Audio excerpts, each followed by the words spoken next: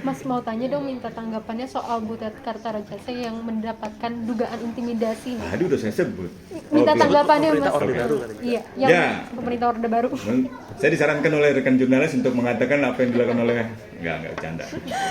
Jadi itu resmi kami sampaikan di dalam pernyataan Amnesty International. Kami mengatakan bahwa apa yang dialami oleh Butet Kertarejasa dan juga Agus Nur serta kawan-kawan lainnya itu mengingatkan kami pada pemerintah Orde Baru yang mengintervensi komunitas pegiat seni ketika ada karya-karya seni dan ekspresi seni yang dianggap kritis terhadap pemerintah yang berkuasa. Kami meminta agar Butet, Agus Nur dan kawan-kawan agar melanjutkan ajang seni itu untuk meningkatkan kesadaran masyarakat dan juga meminta aparat keamanan untuk menghentikan segala bentuk intervensi. Apakah itu intervensi yang dianggap sebagai intimidasi atau disangkal sebagai intimidasi. Tidak boleh ada intervensi semacam itu. Taman Ismail Marzuki atau pusat-pusat kebudayaan lain itu sudah memiliki izin sebagai tempat untuk digelarnya ajang-ajang seni dan kebudayaan.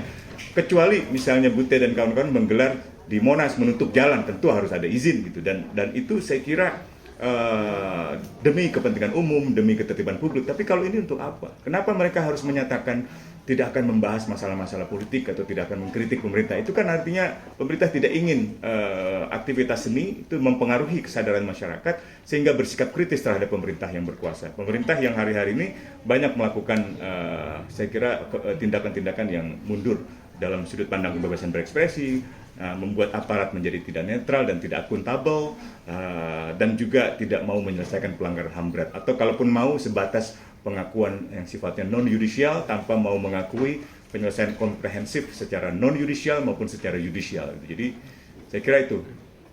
Kami sempat bicara sama Agus Nur, bicara dengan Butet, dan mereka mengatakan dari 40 kali pertunjukan yang pernah mereka gelar, baru kali ini mereka ditekan semacam ini untuk menandatangani sebuah pernyataan, sebuah komitmen untuk mengikuti kehendak dari pihak aparat. Saya kira tidak seperlunya polisi melakukan itu. Siapa Mas kandidat yang tidak bakal bersedia datang kalau Mas Usman jadi panelis dalam bidang HAM misalnya? Wah, lupa saya.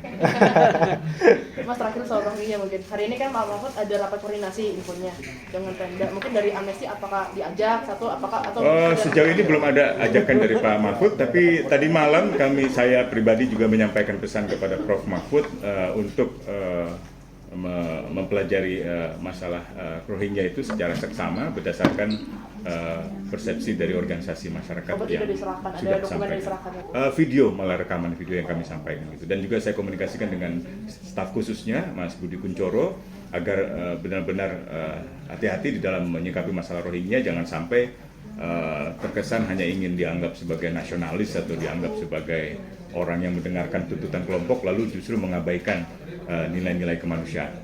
Mas, saya harus kabur. Dari Amnesty sendiri ada nggak masukan-masukan khusus untuk pemerintah terkait kasus pengungsi Rohingya ini? Ya, pemerintah khususnya Presiden sudah punya keputusan Presiden, sudah punya instruksi Presiden untuk penanganan orang-orang yang berada dalam keadaan bahaya di laut dan harus ditangani, harus dibantu. Dan itu yang harusnya cukup menjadi dasar dari pemerintah untuk menangani Rohingya secara layak, memberikan air bersih, sanitasi, layanan makanan, shelter, tempat tinggal, akses pendidikan, terutama bagi anak-anak gitu. Yang kedua juga pemerintah sudah meratifikasi konvensi hukum laut, juga konvensi untuk pencarian dan penyelamatan orang-orang yang ada dalam keadaan bahaya. Jadi UNCLOS atau konvensi lainnya itu semuanya saya kira menunjukkan bahwa pemerintah Indonesia sudah terikat dan mengikatkan diri untuk menangani masalah-masalah pengungsian atau masalah-masalah keselamatan orang-orang yang ada dalam bahaya di laut atau di perairan.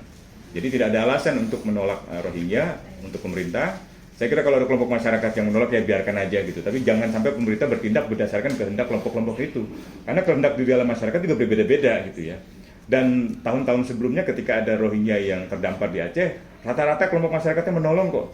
Yang menolak justru aparatnya, baik aparat keamanan setempat, unsur pemerintah setempat karena alasan beban ekonomi, maupun pemerintah pusat. Dalam hal ini berapa kali saya dengarkan pernyataan Ketua Kepala Staf Presiden misalnya ketika itu sangat cenderung menolak penanganan Rohingya gitu. Jadi kebanyakan penolakan itu selama ini datang dari negara, bukan dari masyarakat. Saya curiga kelompok-kelompok masyarakat itu dimobilisir, atau saya duga itu dimobilisir, dikondisikan supaya mereka menyampaikan penolakan, sehingga ada alasan bagi pemerintah untuk tidak menangani masalah-masalah itu gitu. Di sisi lain kita tahu kerjasama Indonesia dengan Myanmar kan sangat dekat dalam urusan kerjasama ekonomi, kerjasama jual beli senjata misalnya dengan BUMN, itu juga kan masalah yang sangat serius. Jangan sampai tangan kanan Indonesia bantu Rohingya di Cox's Bazar, tapi tangan kirinya mengusir Rohingya di Aceh. Tangan kanan mengkritik pemerintah junta militer di Myanmar, tangan kirinya memberikan jual beli senjata. Ini kan tindakan-tindakan yang inkonsisten, yang harusnya dihindarkan. Oke, siap. Udah kayak debat capres gitu. Tapi belum ditawari berarti Latihan Bang dulu Bang biar untuk jadi penulis. panelis. Saya dicawari jadi capresnya malah.